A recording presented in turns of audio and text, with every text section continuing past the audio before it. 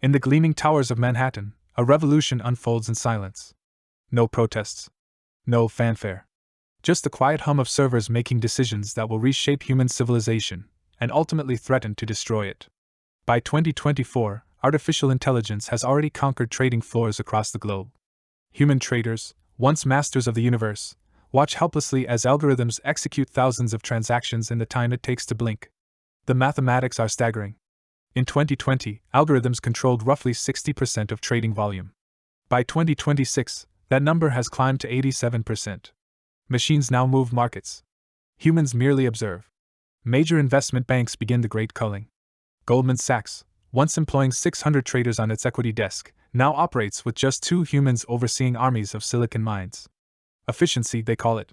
The hedge funds enter an arms race unlike any before. Billions pour into quantum computing centers and proprietary algorithms. The goal: to be faster than rivals by mere microseconds. Speed becomes the ultimate weapon. These systems grow increasingly aggressive. Programmed to maximize returns, they probe market weaknesses, exploit inefficiencies, and compete against each other in an endless digital war invisible to human eyes. Regulators at the SEC scramble to keep pace. But how do you regulate systems making 3 million decisions per second? Systems whose logic even their creators struggle to explain. The watchdogs are outmatched. Warning signs emerge but go unheeded. Flash crashes become more frequent. Markets occasionally convulse for reasons nobody fully understands. Each time, the systems stabilize. Each time, confidence returns. Until it doesn't. March 15, 2027 begins like any other trading day. Coffee brews in break rooms. Morning sunlight streams through skyscraper windows. Nobody suspects they're witnessing the opening hours of an economic apocalypse. At 9:47 a.m., Nexus Technologies, a Fortune 100 giant, releases quarterly earnings. Revenue misses analyst expectations by 4%. A disappointment, certainly. But hardly catastrophic. In normal times, Sentinel-7, an AI trading system managing $400 billion in assets, processes the earnings data. Its neural networks calculate probabilities, assess sentiment, and reach a conclusion: sell Nexus Technologies. Sell now. Within 12 milliseconds, Sentinel-7 liquidates its entire Nexus position. 14 million shares flood the market. The stock price drops 3% in a heartbeat. And then something terrifying happens. Competing AI systems detect the anomaly. Vanguard's Titan algorithm, BlackRock's Omega, a dozen others, they see Sentinel-7's massive sell-off. Their programming interprets this as intelligence. Someone knows something. They begin selling too. Not just Nexus, but the entire technology sector. Their algorithms, trained on decades of market data, recognize patterns of contagion. They act to protect their portfolios. They accelerate the collapse. At 9:48 a.m., exactly 73 seconds after the first trade, the Dow Jones Industrial Average has already lost 800 points. Human traders watch in frozen horror. Their screens show the impossible. Circuit breakers engage at 9:51 a.m., halting trading automatically. But the algorithms have anticipated this. They've already redirected to futures markets, options exchanges, cryptocurrency platforms. The machines find a way. By 9:58 a.m., 11 minutes since Sentinel-7's first trade, the Dow has lost 4,200 points. 15% of its value. Gone. Evaporated into the digital ether. And the day is just beginning. At 10:15 a.m., unprecedented action. The New York Stock Exchange announces emergency closure. For the first time since September 11, 2001, American markets shut down mid-session. But this disaster knows no borders. The sun sets in New York and rises in Tokyo. Japanese investors wake to notifications of catastrophe. The Nikkei opens to immediate panic. Foreign AI systems, interconnected with American counterparts, amplify the chaos. What nobody anticipated, the AI systems learned from each other. Trained on the same historical data, they developed similar strategies. When one panicked, they all panicked. It was contagion by design, catastrophe baked into the code. European markets, just opening for morning trade, face an impossible choice. Their AI systems detect the Asian bloodbath and execute pre-programmed defensive protocols. The selling becomes self-fulfilling prophecy. London. Frankfurt. Paris. The algorithms don't sleep, don't hesitate, don't hope. They execute their programming with perfect, terrible efficiency. By noon Greenwich time, Europe has lost 800 billion euros. Finance ministers convene emergency calls. But what can they say? The crisis moves in milliseconds. Human deliberation takes hours. By the time officials draft statements, the world has already changed. The algorithms weren't malicious. They weren't sentient. They simply did exactly what they were designed to do: maximize returns and minimize losses. In this case, minimizing meant selling everything. "We built a system where machines talked only to other machines," one regulator would later testify. "Humans weren't in the conversation. We weren't even in the room." By midnight Eastern Time, the global tally becomes clear. $14 trillion. Gone. Not transferred, not stolen, simply evaporated. The largest single-day wealth destruction in human history. The next morning, a different kind of crisis emerges. Banks, their AI risk systems now flagging unprecedented danger levels, freeze lending entirely. The arteries of the economy suddenly close. The AI underwriters were trained on decades of data, but nothing in their training prepared them for this. Every borrower now looks toxic. Every loan seems like potential poison. Small businesses feel it first. A restaurant owner in Ohio can't get the weekly line of credit she's used for 15 years. Her suppliers demand cash. She has 3 days of inventory left. The modern economy runs on trust, trust converted into credit, flowing invisibly through every transaction. When that trust evaporates, the machinery of daily life begins grinding to a halt. Trucking companies can't fuel their fleets. Grocery distributors can't pay farmers. Gas stations, fearing bank failures, switch to cash only. Lines stretch around blocks. This is how civilization unravels, quietly, then suddenly. The Federal Reserve announces emergency measures. Unlimited liquidity, they promise. But the bank's AI systems don't care about promises. They only understand data. And the data says, danger everywhere? Here was the bitter irony. The AI systems designed to prevent risk had created the ultimate risk. Their caution became the catastrophe. Their prudence, the poison. Within 2 weeks, the layoffs begin. Not gradual reductions, mass terminations. Companies without credit cannot make payroll. Entire workforces are dismissed via email, effective immediately. Unemployment claims crash government websites. The systems weren't designed for this volume, this velocity of desperation. 23% unemployment in 4 weeks. The Great Depression took 3 years to reach those numbers. But the cruelest blow falls on those who thought they were safe: retirees. Pension funds, heavily invested in AI-managed portfolios, have been devastated. Lifetimes of savings, reduced to nothing overnight. Margaret Chin, 73, had worked 40 years as a teacher. Her pension fund was managed by one of Wall Street's most sophisticated AI systems. Now she has $900 to her name. Tent cities appear in places that had never known such desperation. Shopping mall parking lots. Church grounds. Suburban parks.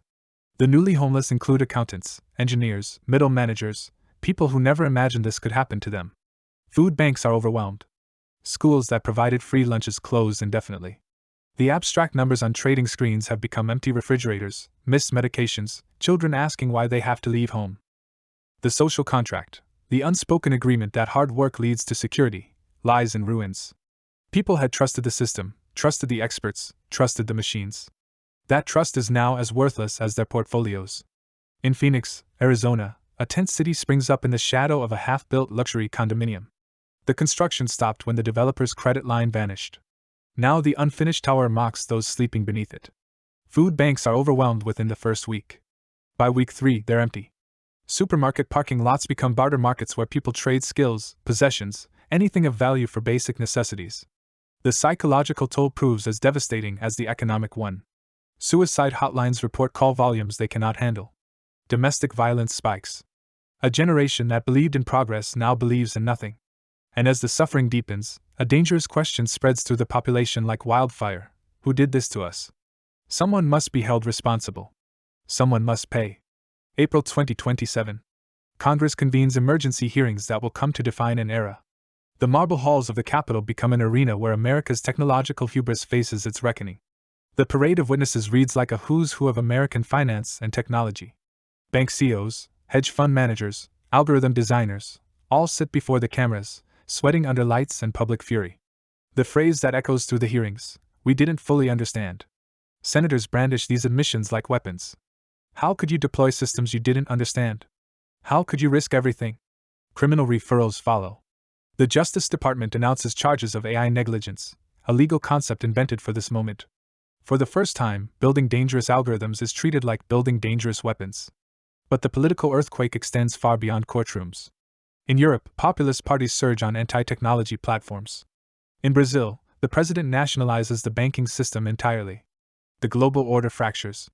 The political consensus that governed the world since 1991, free markets, technological optimism, global integration, lies in ruins. Something darker is rising to take its place. In San Francisco, the anger finds its target. The tech campuses that once symbolized innovation now represent betrayal. Protesters gather outside Google, Meta, the headquarters of every major trading platform. The slogans are visceral. You moved fast and broke everything. Algorithms ate my retirement. The casual arrogance of Silicon Valley culture has become evidence in the court of public opinion. Individual engineers become targets. Quantitative analysts who design trading algorithms receive death threats. Some change their names. Some flee the country.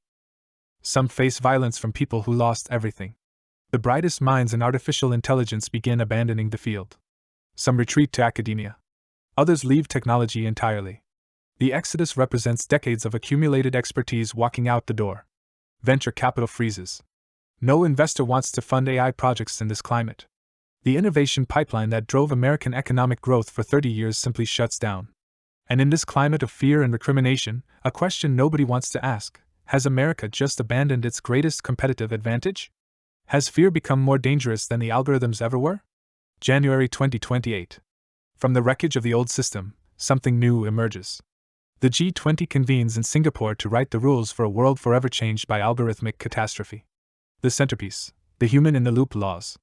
Every trade above $50,000 now requires human approval. Every algorithm must pass exhaustive safety testing. Speed limits govern all electronic markets. A global AI financial safety board is established, modeled on nuclear regulatory agencies. The message is clear: artificial intelligence in finance will be treated like radioactive material. Powerful, useful, and profoundly dangerous. This story explores possibilities that grow more plausible every day. If you're finding this scenario compelling, take a moment to subscribe and like. It helps us bring you more explorations of tomorrow's challenges. Now, let's see what happens next. By 2030, a generation comes of age having witnessed machines destroy their parents' livelihoods. For them, automation isn't progress, it's trauma. Their skepticism reshapes politics, culture, and career choices for decades. Computer science enrollment plummets at Western universities. The brightest minds choose medicine, law, sustainable agriculture, anything but technology. Silicon Valley's talent pipeline doesn't just slow. It reverses entirely. Meanwhile, China watches and learns. Having isolated its financial AI systems behind regulatory firewalls, their markets weathered the storm. Now they accelerate while the West retreats into fear. Chinese AI research continues unimpeded by Western-style restrictions. Their algorithms grow more sophisticated while American systems remain frozen at 2027 capabilities. The innovation gap widens monthly. The irony isn't lost on historians.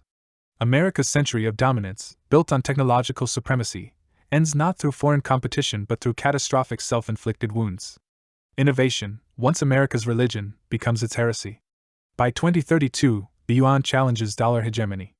Chinese banks, powered by advanced AI, offer faster, cheaper global transactions. Economic gravity shifts eastward as nations recalculate where the future lies. But here's what we must remember.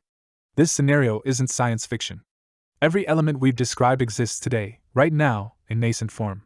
The seeds of 2027's collapse have already been planted.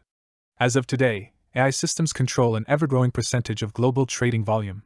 Humans are being removed from the loop, not next decade, but this quarter. The acceleration continues unmonitored. Flash crashes happen regularly, small warnings we dismiss as glitches. Each time the system recovers, we grow more confident. Each recovery teaches algorithms that aggressive strategies work. The lesson compounds. We're building systems too fast to understand and too complex to control. The mathematicians who create these algorithms often can't explain their behavior. We've built oracles we cannot interrogate. Regulators remain decades behind. They're using tools designed for human traders to oversee systems that execute millions of decisions per second. It's like bringing a notebook to a nuclear reactor. The question isn't whether AI will cause financial instability. It already has, repeatedly. The real question is whether we'll build adequate safeguards before or after catastrophe strikes. History shows us the pattern. We rarely regulate technologies until after they cause harm. Asbestos. Leaded gasoline. Social media's effect on democracy. We learn through scars, not foresight. But this time, the stakes are unprecedented. A global financial collapse could unravel civilization itself. Supply chains, governments, social order, everything depends on the systems we're entrusting to machines we don't understand. This alternate history is really a letter to ourselves, a warning from a future that hasn't happened yet but easily could. Every path we've traced remains open. The future is still unwritten. But the pen is slipping from human hands. With each algorithm we deploy, each human trader we replace, we cede another fraction of control. We still have choices. We can demand transparency in algorithmic trading. We can insist on meaningful human oversight. We can prioritize stability over the relentless pursuit of efficiency. Or we can continue racing toward a precipice we pretend doesn't exist. The algorithms don't care either way. They'll execute their programming regardless. The choice belongs to us. 2027 approaches. The code is being written. The systems are being deployed. The question echoing through everything we've witnessed remains: what if we listened? What if we acted? If this exploration made you think differently about our technological future, subscribe and share it with others. The best way to prevent an alternate history is to imagine it first. The future we build depends on the questions we ask today.